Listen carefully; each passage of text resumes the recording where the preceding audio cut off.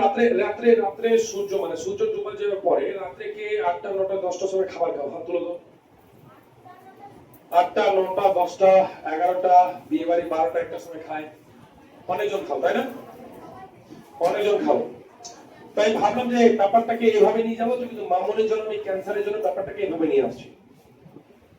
তো আমার জেঠুর সুগার ছিল না, প্রেসার ছিল না, ঠিক আছে, কোন রকম রোগ ছিল না, তবুও আমার জেঠুর কিন্তু ক্যান্সার হয়েছিল গলাতে। বুঝা গেল? আমি কিন্তু বাঁচাতে পারতাম, কিন্তু আমি সে সময় কিন্তু পড়াশোনা করতাম না। আজ থেকে 4 বছর তো হয়েই গেল। তখন কিন্তু আমি এই বিষয় নিয়ে স্টাডি করতাম না। আজকে প্রচুর ক্যান্সার পেশেন্টকে আমি ভালো করেছি।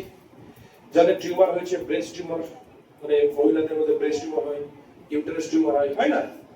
এটা তো সহজ উপায়, মাত্র 45 দিনের মধ্যে চলে যায়। 45 দিনের মধ্যে ঠিক হয়ে যায়। তো বলছি যে ক্যান্সারটা উৎপন্ন হলো কি করে, এটা একটা কারণ।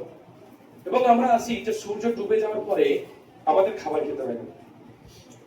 এখন এই সময় রোজার টাইম চলছে, রোজা মাগরিব নামাজের পরে তোমরা খাবার খাও, তারপরে আবার তারাবি নামাজের পর আবার খেয়ে নাও, তাই না? রোজা কি শিখাচ্ছে জানো আপনি? রোজা শেখায় যে ভাই এটা শুধু 30 দিনের জন্য নয়, এটা সারা বছরের জন্য। তুমি মাগরিব নামাজের পর সন্ধ্যা সূর্য ডোবার সাথে সাথে আজানটা হয় না, তারপর তুমি খেয়ে নাও, রাতে আর খাবার খেয়ে নাও। শুধু একজনের জন্য না, এটা প্রত্যেক জনের জন্য। আমি সন্ধ্যেবেলা 6টার পর খাই না। প্রত্যেকটা ধর্মের মধ্যে হেলথের বিষয় নিয়ে কথা বলা আছে, কিন্তু মানুষ মানে না। রোজা তো সবাই করছে, মাগরিব নামাজের পরে খেয়ে নিচ্ছে, তারপরে আবার রাত্রে আবার খাচ্ছে, তাই না মামুনি? খাচ্ছে না? ওই রোজাটা কাজে লাগলো না, তোমার শরীরকে যে ফিল্টার করবে সেটা কাজে লাগলো না। সেটা আমি ভিডিওতে বলেছি, বুঝা গেছো? প্রচুর মানুষ কমেন্ট করছে, বাস্তব জিনিস বলেছেন স্যার, এটা আমাদের কেউ বুঝায় না। সেটা শুধু একদিনের জন্য না, সেটা সারা বছর তুমি যতদিন পারবা। তো সূর্য ডুবে যাওয়ার পরে আমরা 6টার ভেতরে আমরা খাবার খাবো, প্রত্যেককে বলছি। তারপরে আমরা কিন্তু খাবার খাবো না, বুঝা গেল? তার কারণ হচ্ছে আমরা জানি যে পেট আমাদের খাবারকে হজম করে। আমরা জানি পেট খাবারকে হজম করে, তাই না? কিন্তু প্যানক্রিয়াস, যেটা অগ্নাশয়, নাম শুনেছো? অগ্নাশয় জানো খাবারকে হজম করে কত পার্সেন্ট জানা আছে? পেট আমাদের 70 থেকে 80% খাবারকে হজম করে, বাকিটা হজম করে কিন্তু প্যানক্রিয়াস। অগ্নাশয় 70 থেকে 30 থেকে 20 থেকে 30%, ঠিক আছে? ও ঘুমিয়ে যায় কখন জানো? রাত্রি 8টায়। প্যানক্রিয়াস, অগ্নাশয় ঘুমিয়ে যায় রাত্রি 8টায়, সকালে ঘুম থেকে ওঠে 8টায়। ক্লিয়ার হয়েছে? আমরা কি করছি, ও যখন ঘুমিয়ে যাচ্ছে তখন কিন্তু আমরা ঠুসে ঠুসে খাবারটা খাচ্ছি। আচ্ছা স্যার, সকালবেলা পটি তো পড়ছি স্যার, ঠিক তো হয়েই যাচ্ছে স্যার, কিন্তু কই কিছু বুঝতে পারছি না তো স্যার।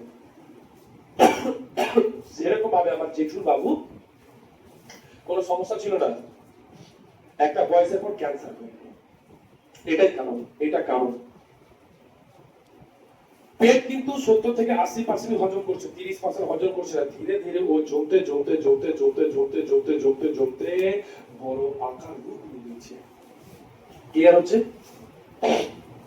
প্যানক্রিয়াস ঘুমিয়ে যাওয়ার কমসে কম 1.5 ঘন্টা 2 ঘন্টা আগে তো খাবার খাবো। তখন তোমার 6টায় খাবার খেতে পারবে না, 7টায় খাও, তার পার করবে না। বুঝা গেল? ক্লিয়ার হচ্ছে? এবার আমরা ঝটপট করেছি। সকালে ঘুম থেকে উঠে যাদের 15 বছর হয়ে গেছে, ছেলেদেরকে বলে দিচ্ছি, বলে মেয়েদেরকে আবার বলছি, না তো তোমাদের যারা আবার বুঝতে পারবে না। 15 বছরের উপর রয়েছে তারা হচ্ছে 1 থেকে 1.5 লিটার জল পান করবে, মানে 3 গ্লাস থেকে 3.5 গ্লাস মতো জল পান করবে। যারা 5 বছর থেকে 15 বছর বা 10 বছর থেকে 15 বছর ভেতরে রয়েছে তারা হচ্ছে হাফ গ্লাস। সেই জলটা কি হালকা উষ্ণ গরম জল, বাথরুম মানে পটি করার আগে এবং হচ্ছে তোমার ব্রাশ করার আগে। মাথার মধ্যে একটা জিনিস রাখবা, এই সমস্যাটা হচ্ছে যে পেচ্ছাপ বা পায়খানা দুটো যেটাই করে আসার পরে আধা ঘন্টা পর্যন্ত তোমরা কিন্তু জল পান করবা না। মাথা ঢুকবে না? ঢুকলো? বাথরুম করে আসার পরে তোমরা আধা ঘন্টা পর্যন্ত জল পান করবা না। এটার জন্য কি হয় যে সঙ্গে সঙ্গে বাথরুম থেকে এসে জল পান করলে 13 থেকে 14 ধরনের রোগ মানুষের শরীরের মধ্যে কিন্তু সৃষ্টি হয়ে যায়। ক্লিয়ার হচ্ছে? জল তেষ্টা এবং খাবার মানে খিদা দুটোই পেয়েছে, কোনটা করবা? প্রথমে জল পান করবে, জল পান করে 40 মিনিট পর খাবার খাবা। বুঝা গেছে? বুঝা গেল? আর খাবার খেয়ে খাবার খেয়ে 1 ঘন্টা পর জল পান করবা। হ্যাঁ, যদি খেতে হয় 1 ঘুট, তাহলে 1 ঘুটই খাবার, সেটা খাবার এই যে গলাটাকে পরিষ্কার করার জন্য হয়ে গেল। দাঁড়িয়ে কখনো জল পান করবা না, জল সবসময় বসে পান করবা। আর কিভাবে বসে পান করবা? ঘুট ঘুট করে জল পান করবা, ঘট ঘট করে জল একদম পান করবা না। খাবারকে খেতে হবে জলের মতো করে, আর জলকে পান করতে হবে খাবারের মতো করে। প্রথমত আমি মুখে নিব, কি নিব ভালো করে বুঝা। প্রথমে আমি জল নিলাম, মুখে নিলাম, মুখে নেওয়ার পরে কি করব? আমাদের ভেতরে যতটা লালা যাবে ততটা আমাদের কিন্তু কাজে দিবে। বুঝা গেল? আমাদের পেট আরো শান্ত থাকবে। বুঝা গেল না? এখন গরম পড়ে গেছে, ফ্রিজের জল একদম পান করবো না। যদি পান করতেই হয় তাহলে মাটির কলসে ঠান্ডা জলটা পান করবা। বুঝা গেল? দেখেছো না যে ওই বিদেশে ওই লাইব্রেরি করেছে বাথরুমকে, ব্রিটিশরা আপনি পান করছেন কি কুমোটে বসে কি আছে না, পটিটা বেরাচ্ছে না এভাবে। কেন বেরোনে বলতো? ওদের আবার গরম জল আবার কি দিয়ে খাওয়ার অভ্যাস আছে। যে আমাদের যে বৃহদন্ত আছে না বাবু, কেঁচুয়ার মতো পেঁচানো পেঁচানো আছে না পেটের মধ্যে, আমরা যখন বারবার ঠান্ডা জল পান করব কি হবে জানো? কি হবে? সংকুচিত হয়ে যাবে। তার কারণ বারবার আমরা যে কোনো খাবার খাবো, খাবারকে কে তুমি ধরে নাও যে 40 ডিগ্রি তাপমাত্রা খাবার খেয়েছো, কেউ আবার ঠান্ডা খেয়েছে মোটামুটি 0 ডিগ্রি হয়ে গেল। তো আমাদের শরীরের তাপমাত্রা কত জানা আছে? আমাদের শরীরের তাপমাত্রা কত? আমাদের শরীরের তাপমাত্রা কত? আমাদের তাপমাত্রা কত কেউ জানে না বাবুনি? তুমি? আমাদের শরীরের তাপমাত্রা হচ্ছে 37.2 ডিগ্রি সেলসিয়াস। কত বললাম? 37.2 ডিগ্রি সেলসিয়াস।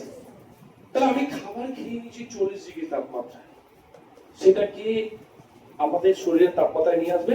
সেটা নিয়ে আসবে রক্ত। আমি 0 ডিগ্রি তাপমাত্রায় কোনো খাবার খেয়েছি বা ফ্রিজে জল পান করেছি বা আইসক্রিম খেয়েছি, তখন কিন্তু ও নিজের শরীরের তাপমাত্রায় নিয়ে আসবে। তারপর ও ডাইজেস্ট করতে শুরু করবে। মামুনি এত সস্তা নয় যে তুমি খাবার খেলে আর ফট করে পেট নিজের কাজ করতে শুরু করে দেবে। একদম না, একদম না। কি হয়েছে মামুনিরা? সেই জন্য দুটো খাবার একসাথে খেতে হয় না। কি কি খাবার? এক ঠান্ডা খাবার এবং গরম খাবার পরপর একসাথে খেতে হয় না। বুঝা গেল কথাটা? বিয়ে বাড়িতে তো মানলাম দই দেয়, দই তো আপনার খেতে হয় না, চল ঠিক আছে। গরমের দিন কি করছে? আইসক্রিম দিয়ে দিচ্ছে না বিয়ে বাড়িতে? গরম খাবার খেলে আফোর্ড করে তুমি আইসক্রিম খেলে ঠান্ডা খাবার। তো এই মাইন্ড বুঝতেই পারছে না কাকে আমি গরম করবো, কাকে আমি ঠান্ডা করবো। বুঝা গেল না? গেল না? তখন কি হচ্ছে? পেট খারাপ। ও মাই গড, কি হচ্ছে? পেটে মানে ও স্যার পেট ব্যথা করছে, যন্ত্রণা, থাকতেই পারছি না। হয় না? সেরকম দুটো খাবার একসাথে খাওয়া। সেই জন্য বলছি ঠান্ডা জল যদি খেতে হয় মাটির কলসে জল খাও। ঠিক আছে? মাটির কলসের জল, সব মাটি দিয়ে কি কলস তৈরি হয়? একদম না। যে মাটি দিয়ে কলস তৈরি হয় ওগুলোর মধ্যে কিছু ক্যালসিয়াম আছে, ম্যাগনেসিয়াম আছে, ক্যালসিয়াম আছে, সব আছে। 14 ধরনের নিউট্রিশন আছে ওর মধ্যে, মাটির মধ্যে। ক্লিয়ার হচ্ছে? তো ওরা কি করে? গরম জল খায়, পেট বারবার করে রক্ত বারবার পেটে যায়, ওই জায়গায় সংকুচিত হয়ে যায়। কি জায়গায়? পটি যেখান থেকে বেরোয় সংকুচিত হয়ে যায়। ওই জন্য ওরা অনেকক্ষণ ধরে বসে থাকে চেপে, একদম বেরাচ্ছে। ঠিক আছে? তো এরকম ব্যাপার। ওই জন্য ওরা বিদেশে কি করেছে? লাইব্রেরি বানিয়েছে। বুঝা গেল? শুধু নিজে অ্যাপ্লাই করবো সেটা না, বাড়িতে সবাইকে কিন্তু বলবা, বুঝাবা, বন্ধু বান্ধব বান্ধবী সবাইকে। বুঝা গেল? জল পান করলে কি করবেন? মাটির কলসের জল, ফ্রিজের একদম। বুঝা গেল? বুঝা গেছে? তো জলের যে নিয়মগুলো বললাম সেগুলো কিন্তু তোমরা মাথায় রাখবে। আর অবশ্যই বাসি মুখে পটি করার আগে অবশ্যই জল তোমরা পান করবে। ক্লিয়ার হচ্ছে মামনিরা?